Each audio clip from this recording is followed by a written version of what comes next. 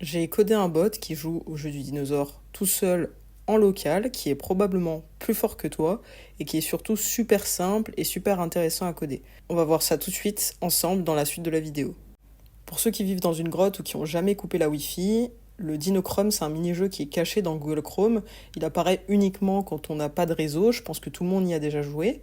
Et au fil du temps, c'est un peu devenu une icône. De nombreux navigateurs l'ont copié mais jamais égalé, même si certains s'en sont rapprochés. Le but est simple, on a un petit dinosaure qui avance, on peut se baisser, on peut sauter, et le but c'est d'éviter les cactus et les oiseaux et de faire le score le plus élevé possible. C'est simple, c'est fun, c'est addictif, et c'est parfait pour un petit défi de code. C'est un jeu super populaire, mais tu sais quoi, le bot qu'on va faire, lui, il joue mieux que toi, et c'est garanti. Dans ce type de jeu simple, la problématique, elle est aussi. En fait, l'idée, c'est que le dinosaure, il va devoir adapter son comportement en fonction de l'objet qui arrive. Et pour résoudre ce problème, deux solutions s'offraient à nous. La première, l'IA via le machine learning. Simple et efficace. L'avantage de cette technologie-là, c'est qu'elle reproduit exactement le même raisonnement que nous, on va avoir. On fournit à l'intelligence artificielle des screenshots d'oiseaux, des screenshots de cactus. On lui apprend à distinguer ces deux objets. À partir de là, on lui fera adapter son comportement. Et la deuxième méthode, qui est celle que moi j'ai appliquée, c'est simplement la reconnaissance d'image. En fait, mon bot, il se repère sur l'image et en fonction de certaines propriétés qui vont être différentes en fonction du type d'objet, il adapte son action. Ça paraît difficile, ça l'est pas. Vous avez plusieurs moyens d'exécuter ce type de modèle.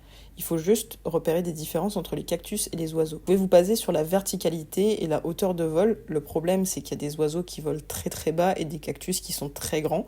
Donc ça peut être compliqué pour le modèle de les distinguer et ça pourra donner lieu à des erreurs. Vous pouvez aussi vous baser sur le ratio entre l'horizontalité et la verticalité de l'oiseau comparé au cactus. Là pareil, vous vous heurtez à un problème, c'est que certains cactus sont par groupe de 3, donc ça peut être un peu compliqué. Moi perso, j'ai opté pour une autre méthode qui me permet en fait de trouver le sol, sachant que les cactus touchent le sol et pas les oiseaux. Ça me permet de les différencier assez facilement.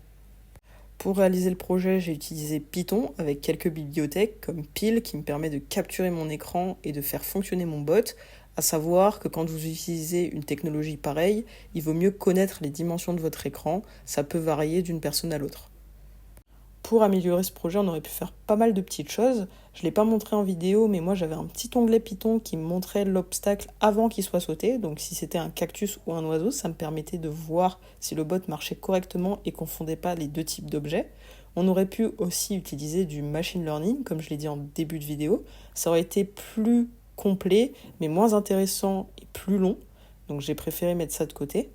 On aurait pu aussi utiliser d'autres types de caractéristiques des oiseaux et des cactus pour les différencier sur le modèle, mais on serait arrivé à la même fin dans tous les cas. Comme d'habitude, si vous avez des idées pour des prochaines vidéos, n'hésitez pas. Si vous aimez bien le nouveau format, n'hésitez pas à me le dire en commentaire aussi. Lâchez un like, ça me fait très très plaisir. Vous pouvez vous abonner, nous rejoindre sur le Discord, et moi je vous dis à bientôt pour une prochaine vidéo.